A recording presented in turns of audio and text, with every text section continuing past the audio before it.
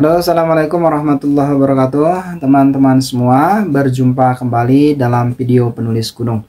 Nah, kali ini saya akan mengajak teman-teman semua untuk membahas bagaimana cara kita mengolah hasil wawancara untuk proses penulisan buku.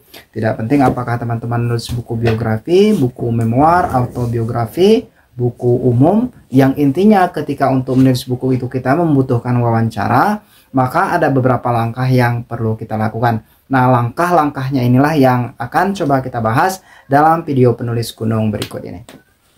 Ketika kita menulis sebuah buku non-fiksi yang membutuhkan proses wawancara, maka kita kemungkinan akan melakukan berbagai hal. Misalnya ketika kita sudah berjumpa dengan narasumber kita akan menyiapkan alat tulis, beberapa pulpen, pena, catatan, dan lain sebagainya.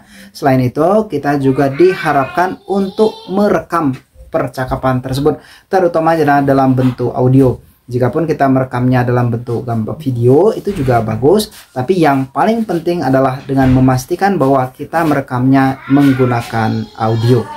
Setelah proses merekam selesai, wawancara selesai, sesinya selesai, nah kita kemudian akan masuk pada proses yang kedua, yaitu bagaimana cara mengolah hasil wawancara tersebut. Nah, ini adalah salah satu langkah yang krusial, di mana dengan hasil olahan yang baik dari proses wawancara tadi, kita akan mampu menyajikan sebuah buku yang lengkap, yang spesifik, dan juga mampu menggali berbagai sudut pandang. Nah, bagaimana caranya? Saya akan mencoba membagikan apa yang saya lakukan selama ini ketika menulis buku biografi, ketika menulis buku memoir, ataupun ketika menulis buku-buku yang lain, ketika kemudian harus melakukan proses wawancara dan bagaimana kemudian mengolahnya.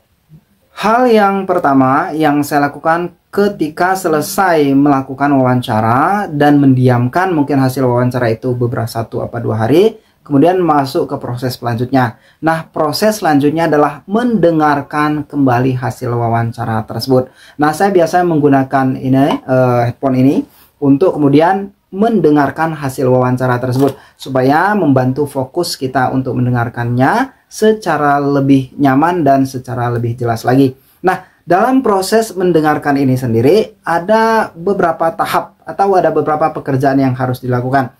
Pekerjaan yang pertama adalah dengan memastikan poin-poin penting atau poin-poin besar. Hal ini jika kita umpamakan dalam proses penulisan sastra, maka ini turning poinnya atau perbelokan alur ceritanya harus kita jelaskan dan kita tulis secara spesial. Nah, saya menggunakan ini biasanya.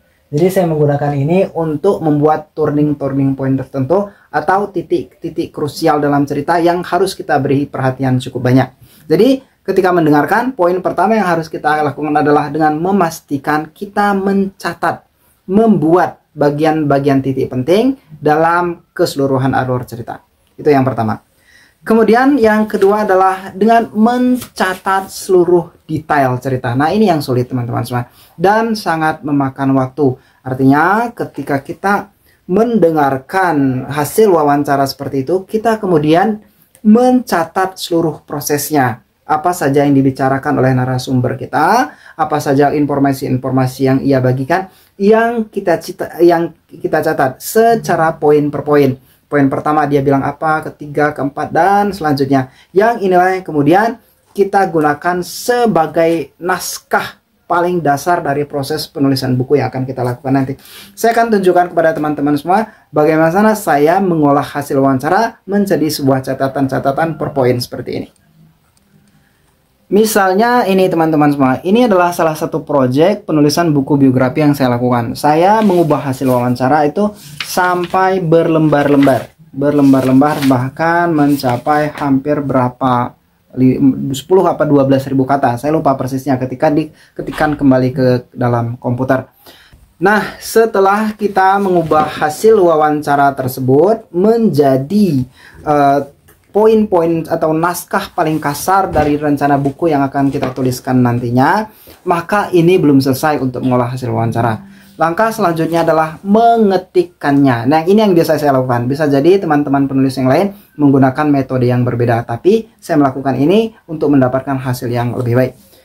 Kemudian setelah mendengarkan semua proses wawancara, mencatat narasumbernya dan lain sebagainya tadi, kemudian memundahkannya dalam sebuah buku catatan, saya kemudian mengetikkannya. Jadi saya mengetikkannya, kemudian membuat beberapa kolom seperti ini.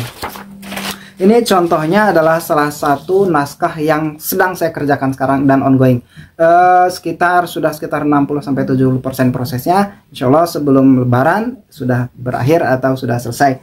Nah, saya membuat seperti ini teman-teman semua. Yang pertama itu adalah nomornya, main eventnya, apa yang benar-benar terjadi. Itu bagian mana, bagian besar apa yang sedang kita ulas dalam prosesnya itu. Yang kemudian adalah kita menggambarkan unsur-unsur yang ada di dalam main event tersebut. Apakah waktunya, poin yang disampaikan dalam main event itu, sudut pandangnya, kejadian unik dan lain sebagainya. Kemudian detailnya teman-teman semua. Jadi setelah mendengarkan semua hasil wawancara tadi, saya memindahkannya ke sini. Dan disinilah kemudian kita mengkategorikannya, memisahkan hasil wawancara tadi berdasarkan aspek penulisan. Apakah di sini khusus tentang masa kecilnya, tentang pendidikannya dan lain sebagainya, yang kemudian memudahkan kita untuk menulis proses cerita. Apalagi ketika kita menulis cerita biografi atau autobiografi, prosesnya secara kronologis, secara runtut. Nah, dengan membuatnya seperti ini akan lebih mudah bagi kita dalam mengeksekusi penulisan ceritanya.